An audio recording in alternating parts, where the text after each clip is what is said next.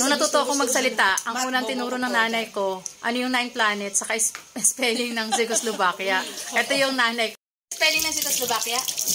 Nakakahiya. Dali na. Ano ba yan? Spell mo na. Hindi naman yung ba? CZ. C-H-O-L-O-B-A-K-I-A.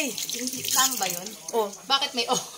Ano ba yan? Dali na. Ikaw nagturo sa amin na maliit pa kami. Dali. Mercury, Venus, Earth, Mars, Jupiter, Saturn, Uranus, Neptune, Pluto. Kasi wala na yung Pluto. Mali yung Venus, Venus yun. Ate Yuki naman daw, bibigyan ng 2 lapad. Pag na-spell niya yung, ay nabigyan niya yung 9 planets, kaya 9 planets at nanalo ka ng 2 lapad. 2 lapad yung napanalunan niya, dali na Ate Yuki. Ano yung 9 planets? Ano yung 9 planets? Around the sun? Oh, sige. Ala, Ang ganda nito, Diyos ko, around the sun pang simula. Oh, sige, dali. Mercury, Venus, Earth, Mars, Jupiter, Saturn, Uranus, Neptune, Pluto. Pero yung Pluto wala na ngayon. 2 lapad yung napanalunan Matagal na, niya. no? Magkano sa pera natin yung 2 lapad? Matagal na yun. Baka ano. Pero mamala. Ano nga? 8,000, di ba? Inirecite lang yung 9 planets.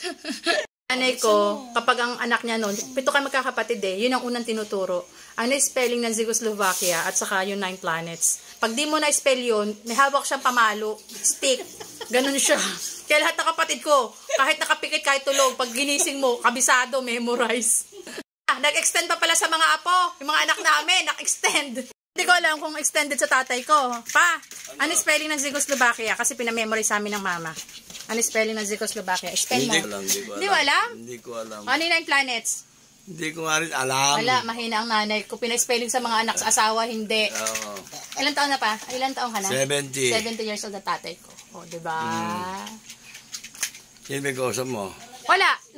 Naka-video lang ako. TikTok.